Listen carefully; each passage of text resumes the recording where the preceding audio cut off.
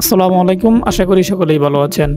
বাংলাদেশ নৌবাহিনীর হাতে আসছে অস্ট্রিয়ার ক্যামকপ্টার S-100, যা দেশের নিরাপত্তায় আনতে যাচ্ছে এক নতুন বিপ্লব।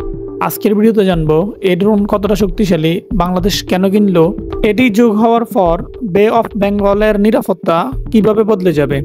আজকে আমরা আলোচনা করব এমন একটি ড্রোন নিয়ে যা নৌবাহিনীর অপারেশন গেম চেঞ্জার হিসেবে বিবেচিত।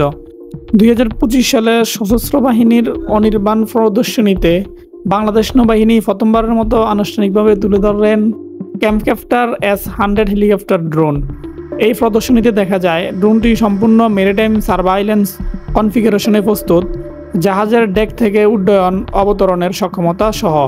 নৌবাহিনী নিশ্চিতভাবে ভবিষ্যতের নৌযুদ্ধ ও নজরদারির কথা মাথায় রেখে এই ড্রোন যুক্ত করেছে, কারণ এই অঞ্চলে চোরাচালান, IUU ফিশিং, সাবমেরিন শনাক্তকরণ, এমনকি প্রতিপক্ষের নৌজাহাজ মনিটরিং সব ক্ষেত্রে এই ড্রোন এখন থেকে গুরুত্বপূর্ণ ভূমিকা নেবে।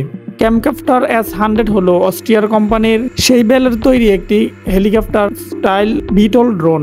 এর মানে ছোট জায়গা থেকে উঠতে পারে, হেলিকপ্টারের মতোই হোভার করতে পারে, জাহাজের প্ল্যাটফর্ম থেকে সহজে পরিচালনা করা যায়। বিশেষ করে সমুদ্র সীমা নজরদারির জন্য এটি তৈরি। এটি দিন রাত সবসময় উঠতে পারে এবং খারাপ আবহাওয়াতেও স্থিতিশীলভাবে কাজ করতে সক্ষম।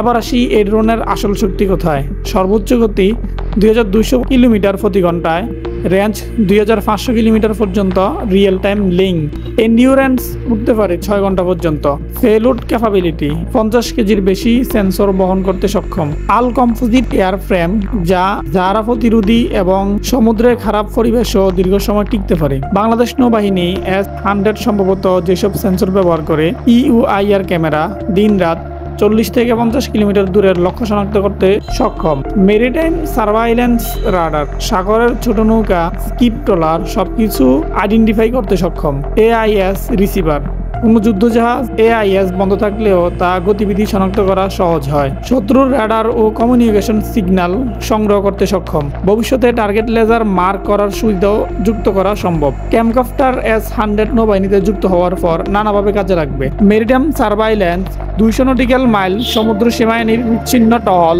চোরাচালান ও মাদক বিরোধী অভিযান, ছোট ফিশিং বোট বা স্পিড বোট সহজে শনাক্ত করে দিতে পারবে, সাবমেরিন ডিটেকশন সহায়তা, সোনার বয়া বা মেরিটাইম রাডারের মাধ্যমে সাবমেরিনের উপস্থিতি শনাক্ত করতে সহায়ক, সমুদ্রে কোনো জাহাজ দুর্ঘটনা হলে দ্রুত অনুসন্ধান ও উদ্ধার কার্যক্রম, নৌবাহিনীর জাহাজগুলোকে নেটওয়ার্কিং ক্যাপাবিলিটি দেওয়া, জাহাজ থেকে 200 থেকে 250 কিলোমিটার দূরের রিয়েল টাইম ভিডিও ফিড পাওয়া যাবে, বাংলাদেশ কোস্টগার্ডের সাথে যৌথ অভিযান, IUU ফিশিং রোধে অসাধারণ ভূমিকা রাখবে।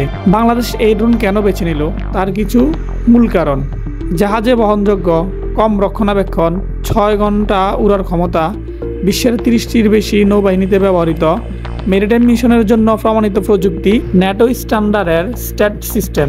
এটি নৌবাহিনীর ফিউচার ফ্লিট ডেভেলপমেন্ট প্ল্যান 2030-এর অংশ হিসেবে বিবেচিত। ক্যামকপ্টার S-100 যুক্ত হওয়ার মাধ্যমে বাংলাদেশ নৌবাহিনী এখন থেকে দূর সমুদ্রের রাতের অন্ধকারেও হাই ডিফিনেশন টার্গেট ট্রেকিং, সীমান্তের নেভাল মুভমেন্টের উপর নজরদারি, বঙ্গোপসাগরের ব্লু ইকোনমি রক্ষা আরও শক্তিশালী হবে। সাবমেরিন ও করভেট অপারেশনের সাথে যৌথভাবে সমুদ্র সিচুয়েশনাল অ্যাওয়ারনেস তৈরি করা যাবে। এটি বাংলাদেশের নৌশক্তিকে আরও এক ধাপ এগিয়ে নিচ্ছে, বিশেষ করে সমুদ্র সীমার নিরাপত্তায় এটি হবে ক্লোজ মাল্টিপ্লেয়ার। ক্যামকপ্টার S-100 শুধু একটি ড্রোন নয়, এটি বাংলাদেশের সমুদ্র প্রতিরক্ষা ব্যবস্থার নতুন চোখ, নতুন কান এবং নতুন শক্তি। এটি প্রমাণ করে বাংলাদেশ নৌবাহিনী দ্রুত আধুনিকায়নের পথে এগিয়ে যাচ্ছে এবং ভবিষ্যতে হাইটেক নেভাল এয়ারফেয়ারের জন্য নিজেদের প্রস্তুত করছে। আমাদের ভিডিওটি ভালো লাগলে লাইক দিয়ে কমেন্টে আপনার মতামত জানান, চ্যানেলটি সাবস্ক্রাইব করে পাশে থাকা বেল আইকনটি বাজিয়ে রাখুন। দেখা হবে পরবর্তী ভিডিওতে, ততক্ষণ পর্যন্ত ভালো থাকুন, সুস্থ থাকুন, আল্লাহ হাফেজ।